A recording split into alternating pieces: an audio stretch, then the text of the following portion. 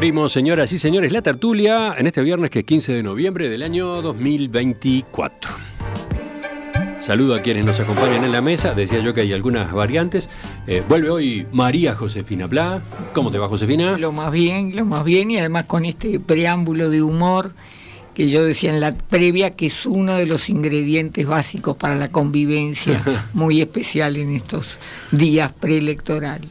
El otro invitado, Gustavo Calvo, el personaje de la semana. Acá está, buen día. Gracias. Bueno, está. Seguimos. Seguí, y vamos a quienes habitualmente están en este día. Juan Grompone, buen día. Buen día para todos. Y Alejandro Aval, ¿cómo te va? Buen día, Emiliano.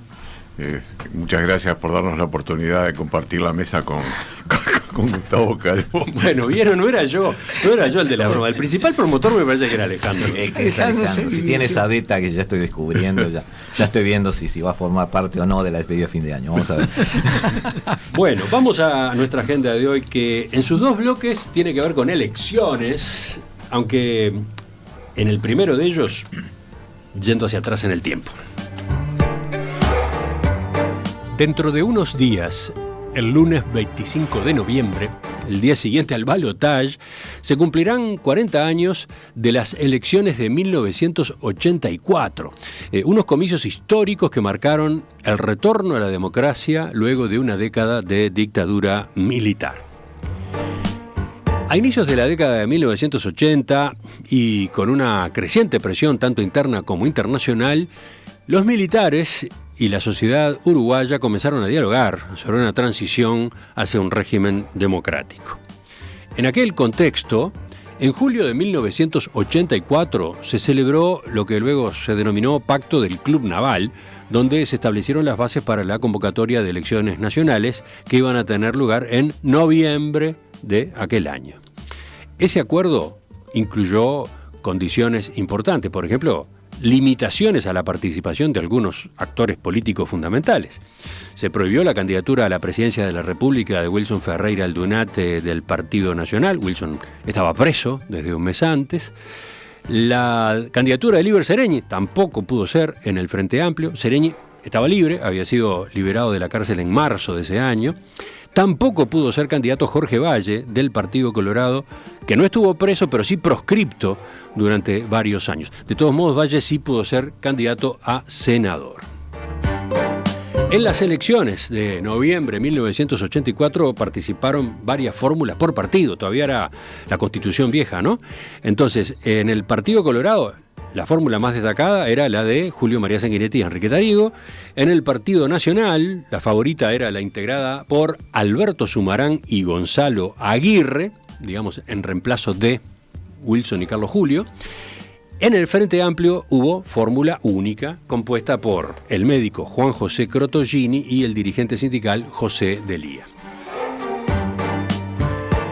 Finalmente ganó la fórmula colorada que yo mencionaba recién, la fórmula Sanguinetti y Tarigo, que había hecho campaña con la consigna por un cambio en paz.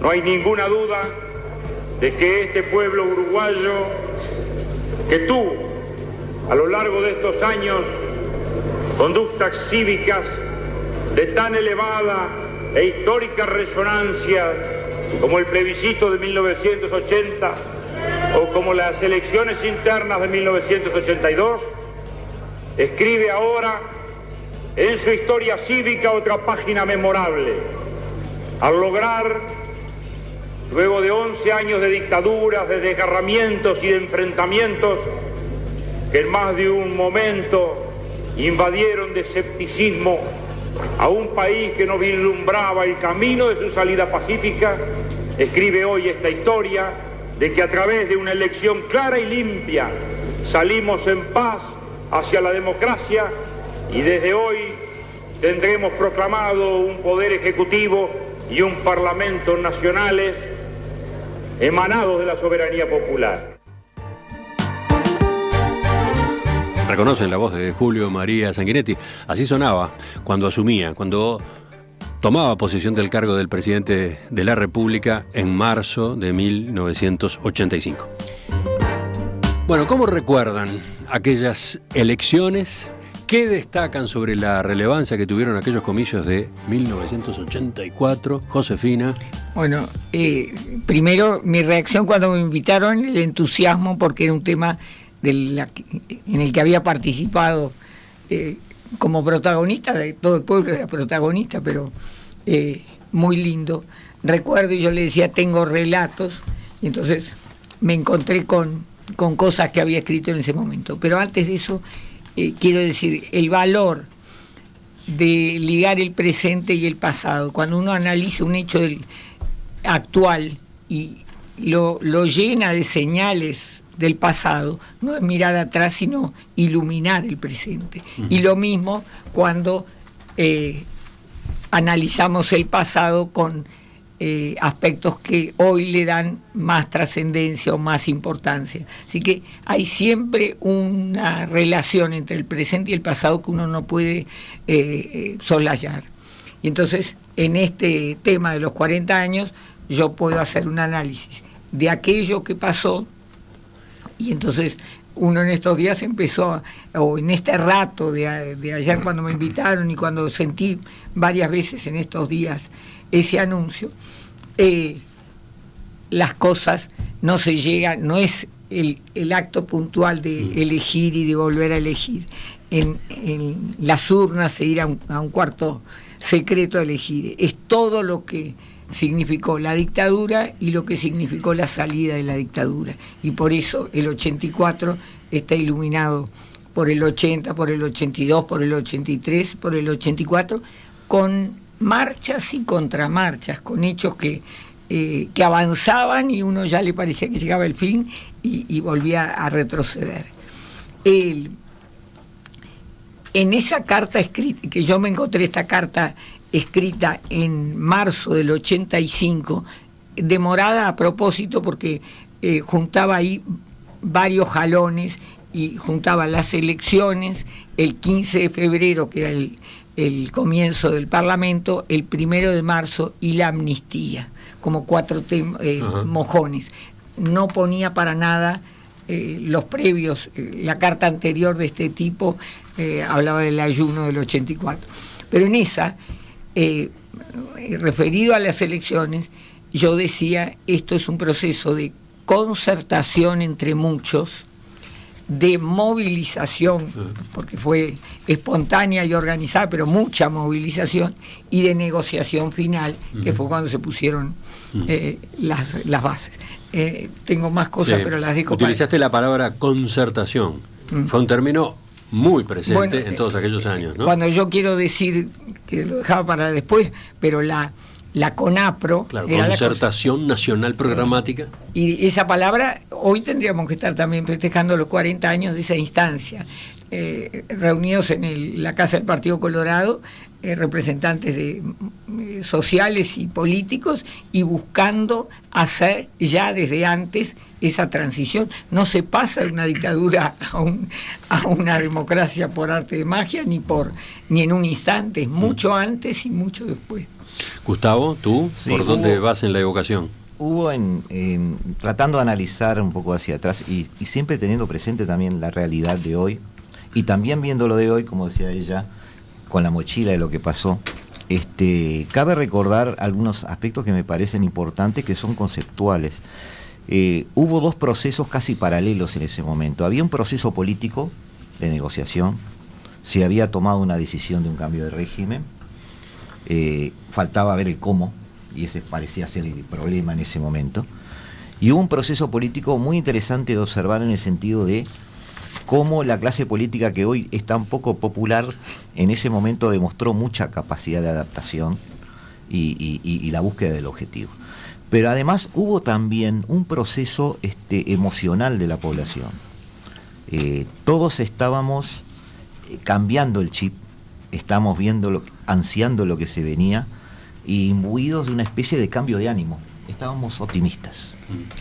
Y había también, sin decirlo, por supuesto que había mucha militancia. Para muchos era una novedad la militancia, obviamente después de tantos años. Para otros, que eran ya más viejos, era volver a las armas intelectuales, por llamarlo de alguna manera. Había también, y que eso es para envidiar un poco, mucha sintonía con lo que estaban haciendo los líderes políticos.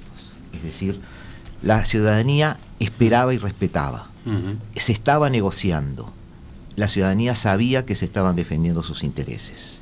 En esas negociaciones, un partido adentro o uno afuera, porque no olvidemos que en algún momento el Frente Amplio estuvo afuera de las negociaciones, en otro momento lo tuvo el Partido Nacional.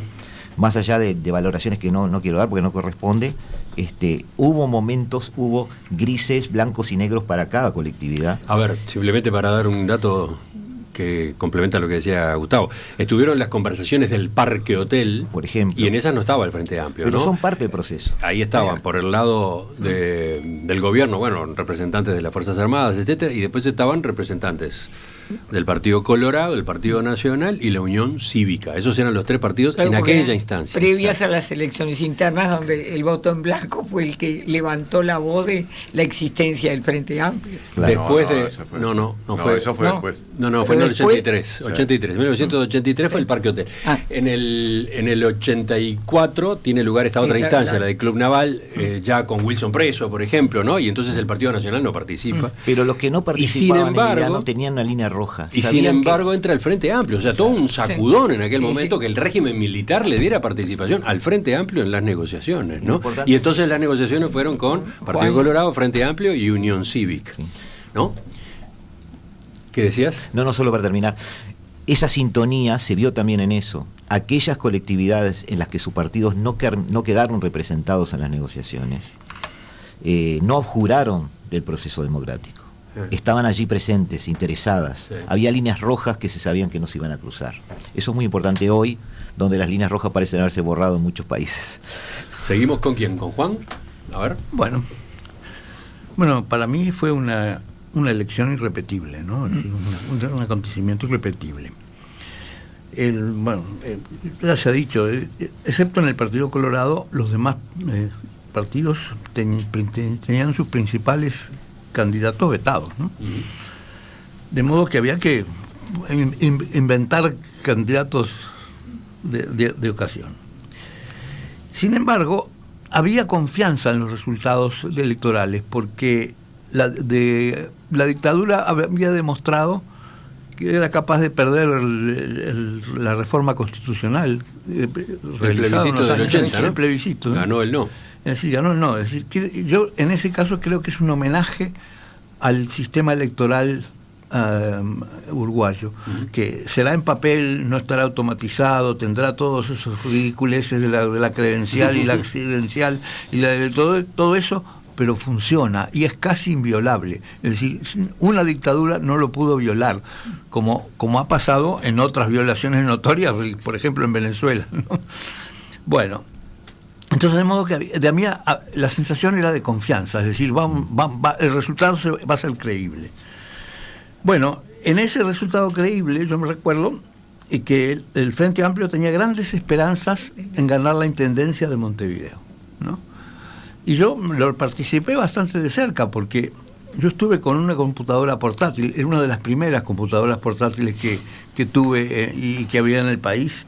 Estamos hablando del año 84, es decir, la computadora personal es del año 80, la computadora personal de IBM es de los años principios de los 80, ¿no? Es decir, de modo que una computadora portátil que se pudiera llevar a otro lado era una cosa bastante rara, ¿no? Entonces, con esas hacía los cálculos de las votaciones que traían de las hojas de los delegados de las mesas de Montevideo, ¿no? Básicamente de Montevideo, para ver cómo era la cosa.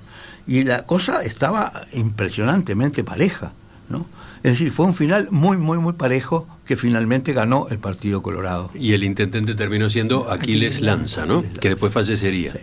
Es decir, que el Frente Amplio estuvo ahí, demostró que empezaba a pesar en el sistema electoral, como en la siguiente elección ganó las elecciones de Montevideo, ¿no? Una acotación, yo ahí en el relato del 85 ni me acordaba que la primera sorpresa cuando empezaron a dar los números fue que no triunfaba la ilusión que teníamos de ganar la intendencia. Enseguida la dejé de lado, porque lo que se triunfaba era mucho más grande, pero esa misma detalle que tú consignas. ¿Quién era el candidato del Frente Amplio a la Intendencia de Montevideo en aquella ocasión? No, lo tiro para que los oyentes nos contesten. Ahora voy con Alejandro Aval. Bueno, nos contaba... Arana. Arana no creo, ¿no? No era Arana. Sí, a ver, yo pregunté a ver qué dicen los oyentes. Era médico. Claro, sí, yo Villar. Yo pregunté claro, porque Crotogini era el presidente, el candidato presidente. Dos médicos tenían. No se distraigan. Esta es una pregunta para los oyentes. Aval, vaya con lo que usted tenga para decir. Bueno, se supone que íbamos a hablar de lo que cada uno recordaba en la vida personal de ese periodo, ¿no? ¿Verdad? El año 84, que culminó con el acto eleccionario. Bueno, en lo personal yo venía de una militancia muy fuerte de muchos años antes, exteriorizada ya casi de los mismos inicios de la dictadura, donde tuve que renunciar a ser fiscal por un encontronazo con el entonces general Linares Brum, que era el ministro del Interior de la dictadura en esa época. Pero a partir de ahí, bueno, no voy a contar toda la historia, voy a hablar nada más que lo del año 84. En el año 84, bueno, se hubieron dentro de la gente que en lo personal seguía, que era más bien vinculados al Partido Nacional, se destacaba notoriamente Wilson Ferreira Aldunate. Y Wilson a esa altura, digamos que al promediar el mes de abril, estaba en Buenos Aires. Y bueno, todos suponíamos, él quería venir, de cualquier manera venir acá, y efectivamente vino, ¿no? ¿Verdad? Vino a Montevideo y llegó el sábado 16 de junio a Montevideo. Y en el vapor, y bueno, fue apresado. Pero aclaro para los oyentes que Alejandro ha traído una cantidad de recortes, fotos. Poquitos, porque tengo una pila de este tamaño. Y ahora manoteé algo en casa que me parecía divertido. En particular veo ahí unos panfletos que dicen Wilson vuelve, ¿no? Sí, pero por ejemplo, mirá, en Buenos Aires teníamos, por ejemplo, tómate los prestos, teníamos bueno, reuniones habituales preparando ese regreso y suponiendo además, yo en lo personal, porque era lo que más tenía que ayudar, que a Wilson lo iban a poner preso y lo iban formalmente a detener en el marco de un proceso que ya lo habían comenzado, por supuesto que lo habían comenzado violando la Constitución, entre otras cosas más, porque no se podía, como se dice, comenzar un proceso penal en rebeldía, y sin embargo nadie le había tomado declaración y ya lo habían procesado. Pero bueno, preparando eso, estuve varias veces en Buenos Aires, incluso acá te traje una foto que la tengo encuadrada en casa porque está muy linda, que estoy con Wilson y mi hermano mayor, Enrique, en el hotel donde estaba Wilson allá en Buenos Aires, en abril del 84. Después la ponemos en la emisión en video, y la ponemos también bueno, no sé, eventualmente en Instagram. Acá está, a ver si la cámara lo puede tomar. Sí. Bueno, eso es el año... Cuidadosamente encuadrada. Claro, porque yo qué sé, es un buen recuerdo de esa época. Y entonces, ¿qué pasó? Bueno, llegó a Montevideo, obviamente, lo pusieron preso, y inmediatamente nos pusimos con el equipo que se había formado en los hechos, que estaba formalmente presidido por el presidente del Colegio de Abogados. Canaval. Sí, Canaval. Rodolfo Canaval. Y que integraban a Adolfo Yel, sí, Uruguay Tourné, bueno, yo y algunos más, nos pusimos a trabajar, no para obtener un éxito, porque no pensábamos que se fuera a obtener, sí, sino para hacer una actividad testimonial frente a la Suprema Corte de Justicia en este punto. Y a la Justicia Militar y a la Suprema Corte de Justicia. Y lo hicimos, y bueno, yo me dediqué bastante a eso. En la práctica, en realidad, redacté muchos de los escritos, o casi todos los que se presentaron. Yo tengo copias, el expediente desapareció en la Justicia Militar, no existe, que yo sepa nunca más volvió a aparecer, pero tengo copia de todo ese expediente.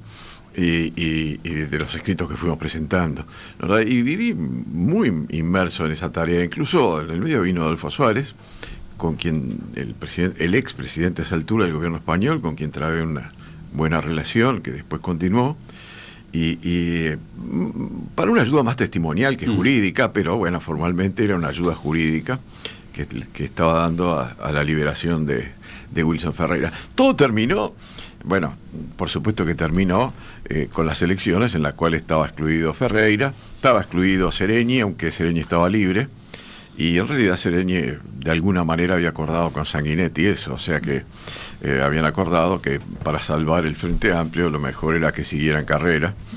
Jorge. Con Jorge Valle, pero lo de Jorge no fue medio camino porque fue senador, era Sí, candidato, fue candidato al Senado, pudo ser. Era candidato al Senado. En la fórmula presidencial estaba Tarigo, que yo tenía mucho trato con él y siempre lo tuve, pero lo cierto es que seguimos trabajando hasta después de las elecciones en este negocio de la liberación de Wilson, porque un acto, diría que ridículo, la Suprema Corte de Justicia resolvió liberarlo efectivamente 2 días después de las elecciones. Sí, no antes, sino 2 días después. Y bueno, efectivamente, ahí te recordarán que vino todo el acto de la intendencia, etcétera. En fin, bueno. Así que fue una época en la cual en lo personal tuve mucha actividad, pero más bien volcada a ese rango. Igual era candidato al Senado, ¿eh? ¿Quién? Yo. Ah, bueno. Ah, sí, ocupaba el último lugar o algo así de la lista. Sí, un lugar de honor, ¿viste? Esas cosas que te decían, para dejarte conforme acá. No mostraste la chapa. Bueno, sí, pero esa chapa era testimonial, bueno. Muy interesante, se dice que circulaba con eso. Sí. ¿Qué es esto? Sí. Pues ya habíamos... Claro, incluso circulamos así hasta el momento de la elección, ¿no? Pero no era yo solo, por supuesto, esto no lo hice yo. Tenemos muchísimos esta chapa de... Bueno, los oyentes han contestado a la pregunta que yo planteaba, teniendo en cuenta lo que ustedes señalaban, de que existió en el Frente Amplio la expectativa fuerte de ganar la Intendencia de Montevideo en aquella ocasión, noviembre de 1984. ¿Quién era el candidato? El candidato era Mariano Arana, el arquitecto. Entonces, Mariano Arana. Había dicho bien. Todo un shock en su vida pública, sí, ¿no? Porque sí. Arana venía de la academia, había liderado el grupo de estudios urbanos, de esa manera había tenido presencia social y de oposición relevante, ¿no? Pero bueno, de repente saltaba de ese ámbito a la política. Tenemos dudas. El candidato fue Mariano Arana. Bueno. Hugo Villar fue el candidato en el año 1971. Bueno, está bien. Cuando el Frente Amplio tenía 3 nombres, eran Seregni, Crotogini y Villar, ¿no? El padre de Villar actual. Sí, ya sé. El padre, digamos. El candidato en el año 1984 fue Mariano Arana, después fue en 1994 y ahí sí resultó electo intendente, ¿no? Sí. En el medio estuvo Tabaré Vázquez, que fue el primer intendente del Frente Amplista en el 89. Seguimos, a ver, Josefina. Yo tenía, acá en la carta, contaba imágenes de la víspera de las elecciones del 84 y ponía la llegada de uruguayos que estaban fuera y que me relataba uno lo que era venir en auto desde Argentina y toda la carretera con caravanas y con letreros de bienvenida, con la gente a salir a la ruta a aplaudir, es decir, era muy, muy significativo. Una celebración en el barrio y en la parroquia de Santa Gema que vivió toda la dictadura como un lugar de referencia en el barrio y de militancia y de compromiso cristiano, y después de eso nos vinimos a la... ¿Dónde me escondí durante casi algo 3 semanas? Y después vinimos al centro, porque en el centro era una fiesta en la Plaza Libertad, festejando esa noche previa. Entonces, es lindo tener testimonios del momento porque uno los puede rescatar y disfrutar ahora como valoramos muchísimo.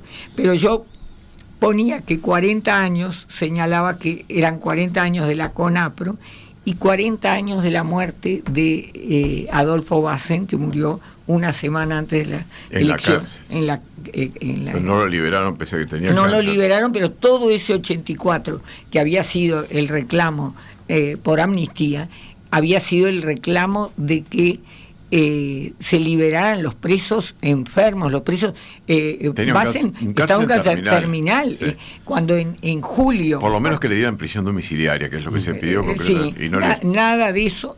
En julio él inició una huelga de hambre y 21 ayunantes, representantes sociales y políticos, lo acompañamos en la parroquia de los Capuchinos, en la calle Maldonado, la calle Canelones, perdón, y él murió una semana antes. Todo eso estamos de alguna manera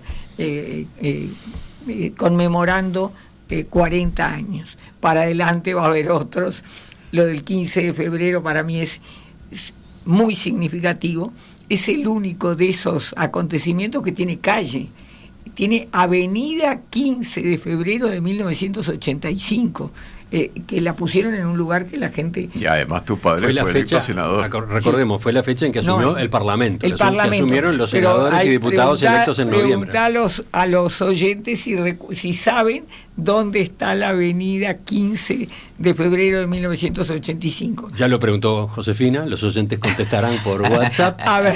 Y ahora voy con Gustavo de vuelta. No, está bien, yo sigo con la comparativa, ¿no? Es decir, recuerda algunos números, o sea, no había balotaje en esa época, era una sola vuelta. Sí. Y los partidos iban con varios candidatos, como dije en la introducción, ¿no? Sí. Salvo el Frente Amplio, que ya tenía resuelto lo de la fórmula única. Y las departamentales ese mismo día, era única elección. Era única elección. Está bien lo que dice. Sí, era quedó implícito en lo que señalábamos antes, pero la elección de los intendentes se hacía en la misma fecha, en la misma elección. No se separaba elección nacional con elección departamental. Los números dieron un 41% para Colorados, 35% para el Partido Nacional y 21% para el Frente. Lo cual, desde el punto de vista del Frente... Y la Unión Cívica 2%. Sí, ese 21%, la Unión Cívica 2 y pico, 2.40 creo que tengo por acá. Ese 21% para el Frente fue épico, ¿no? Porque de la nada a ese 21% hacer la quinta parte... realmente había expectativas bastante ciertas de poder llegar a algo importante en Montevideo. De todas formas, también es cierto que toda esa movida política, como decía yo, esa movida emocional de las personas, son momentos únicos. Para los que los vivimos, hay algo que es difícil de describir o de poner en fotos, que es el espíritu de la gente colaborando para que un acto de un blanco pudiera salir con estudiantes colorados clavando clavos, por ejemplo, para que el tablado funcionara. O gente yendo a un acto del Partido Colorado, del Partido Nacional, en actos de frente en ese momento no había, pero con mucha gente, por ejemplo, frentista en ese momento, también ayudando. Pasó en el armado del acto, no del 84, antes, me estoy retomando unos años atrás, en el Cine Cordón, por ejemplo. Bueno, pero eso en ese acto, compañeros míos colorados pintaron casi todas las paredes que estaban alrededor del cine, prácticamente.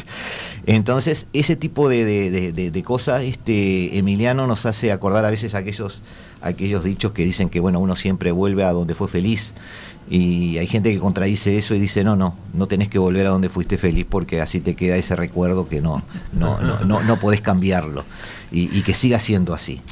Obviamente, para que los oyentes no crean que estamos demasiado endulzados o edulcorados, por supuesto que el correr del tiempo después hizo que cada uno se abrigara en su preferencia política, que empezaran a discutirse otros temas, y ahí empezamos a armar esas especies de tribus que tenemos aquí en política.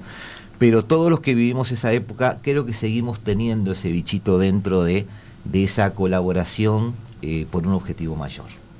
Hay un objetivo mayor, y confiábamos en quienes nos estaban representando y negociando estaban yendo por ese objetivo. Y muchas cosas quedaban de lado.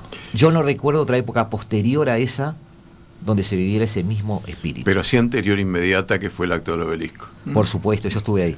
Sí. Abajo uno de los arbolitos estaba yo. O sea que no saliste en la foto. No salí en la foto. No saliste en la foto del Río de Libertad. No estaba Alfredo García con... No, si estaba bajo un arbolito era parte del agua.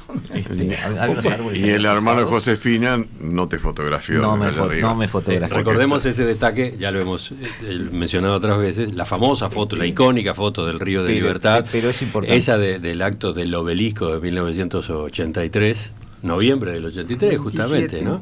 Un año antes de que se produjeran las elecciones. Esa foto la tomó Pepe Plá, José Pepe Plá, hermano de la señora tertuliana aquí presente. Y aclarar, Emiliano, que sin que queramos parecer viejos abuelitos que queremos ser pesados con los jóvenes, transmitirles sí. Bueno, para lo de viejos, lo de aburrido, lo de aburrido lo acepto, pero lo de viejos no. Trasladarles a los jóvenes sí ese espíritu, porque eso es tangible, fue tangible y es posible en nueva generación. Pero además se resalta con el hecho que hoy estemos celebrando 40 años ininterrumpidos de proceso democrático. Eso es lo que le da todo ese valor que tiene en sí lo del 84, crecido y enriquecido por 40 años. Validado, validado, sí. Validado por la historia. Sí. Dice uno de los oyentes, Sergio, en esa época de reinicio de la democracia yo tenía 26 años y recuerdo aquellos tiempos como un momento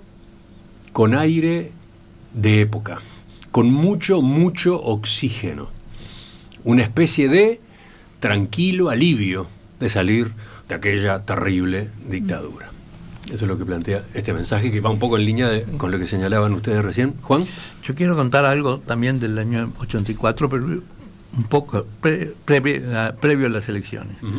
La universidad estuvo intervenida y en particular hubo grandes cantidades de expulsiones. Yo soy uno de los echados de la universidad, de la Facultad de Ingeniería. Entonces, algo así como en septiembre o por ahí, ocurrió un fenómeno increíble.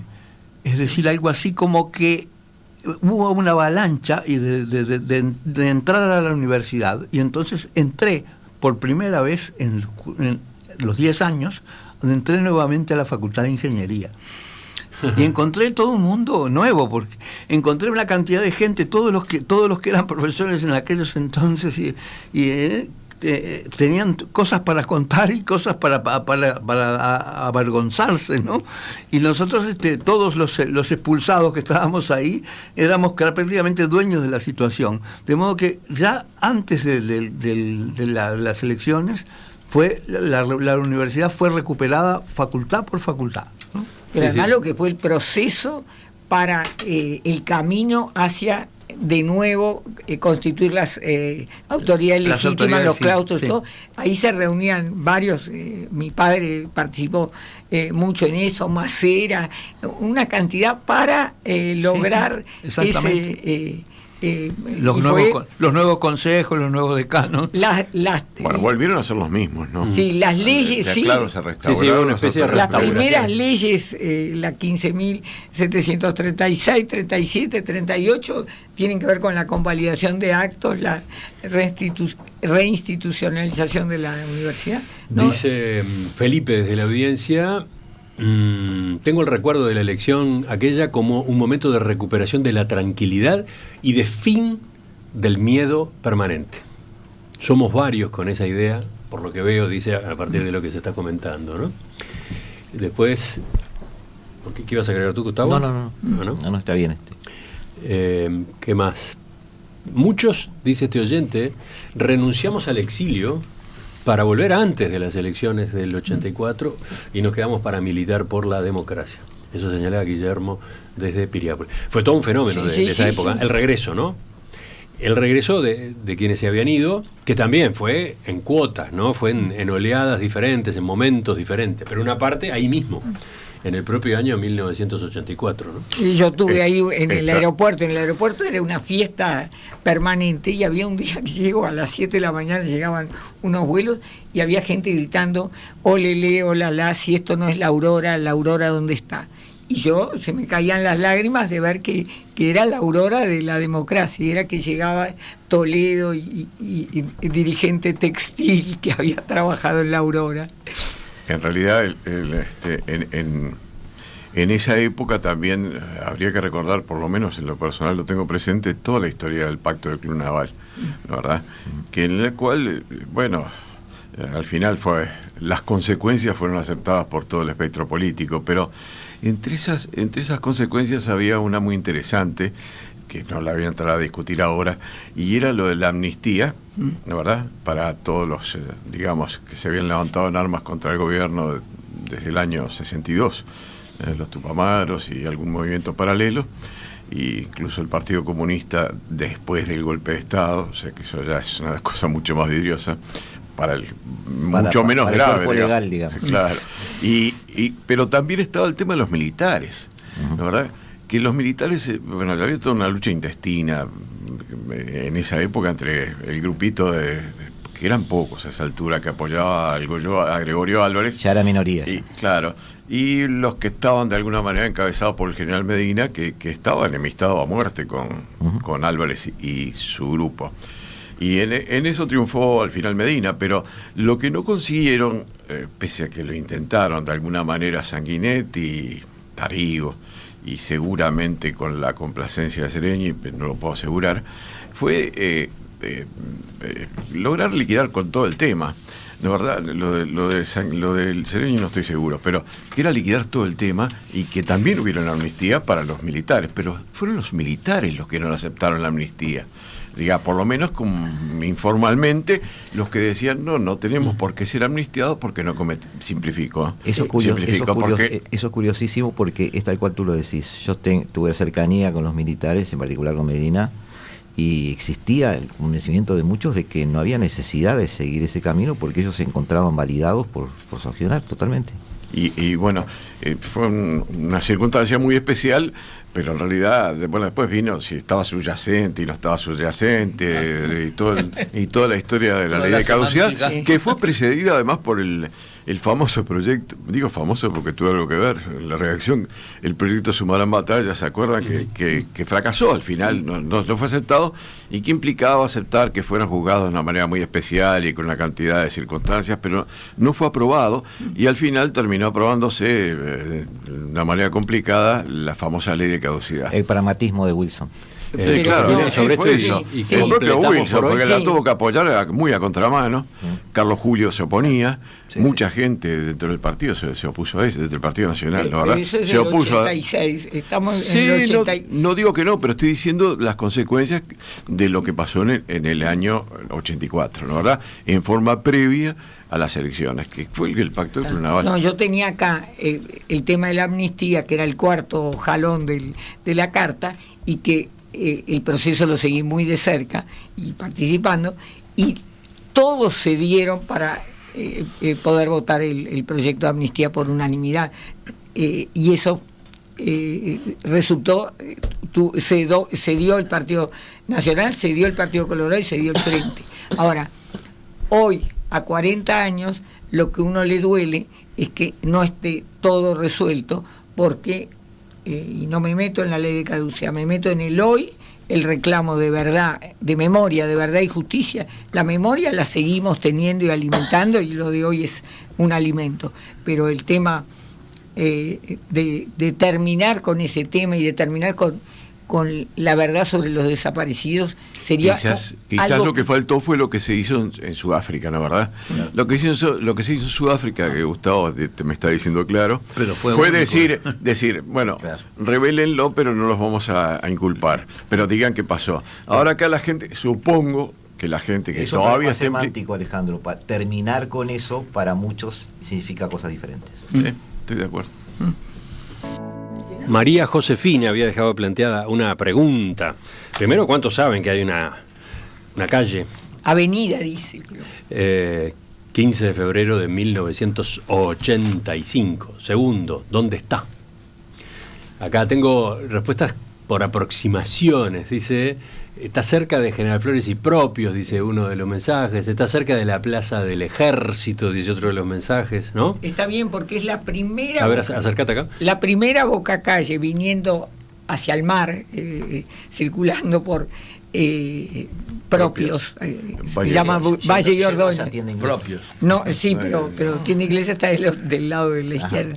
Y en la primera, a la derecha, antes de la estación de servicio de ANCAP, en el medio hay una cooperativa, sí, y enseguida sale una callecita, pero que es toda serpenteada, y esa se llama Avenida 15 de febrero de 1985. Todos los 15 de febrero yo pongo un estado en redes sociales, pongo el planito para que lo vean. Bueno, sí, a ver, para ubicarla mejor para los oyentes, estoy mirando el mapa acá, sí. Está entre General Flores por un lado, José Valle Ordóñez por otro, Andrés Lamas por otro y Marne. Ahí, en el medio de esas manzanas, ahí está. Tenemos a varios oyentes removidos por esta charla. Por ejemplo, Raquel dice, conmovedor programa, me hace evocar muchas cosas en las que estuve presente. Y otros van por ese mismo lado. Por supuesto que no estamos agotando el tema para nada. En realidad nos estamos adelantando unos días a los 40 años, que son el lunes. Al día siguiente. El otro lunes, pero claro, el otro lunes vamos a estar distraídos con otras cuestiones, ¿no? Vamos a estar distraídos con lo que haya pasado en la segunda vuelta en el balotaje. Por eso, digamos, queríamos hacer este primer enfoque que será continuado por otros, seguramente. Pero, Emiliano, capaz que aportamos al clima que Sí. debiera haber en estos días. Ajá. Me Yo parece creo que ese aporte apoyado. podría ser un aporte. Ujú. Y después, claro, después iremos recorriendo varios 40 años, ¿no? A partir de ese momento tendremos, ¿no? Tanto en noviembre mismo, en diciembre, enero, febrero, marzo, etcétera, muchos 40º aniversarios importantes en la historia reciente de nuestro país.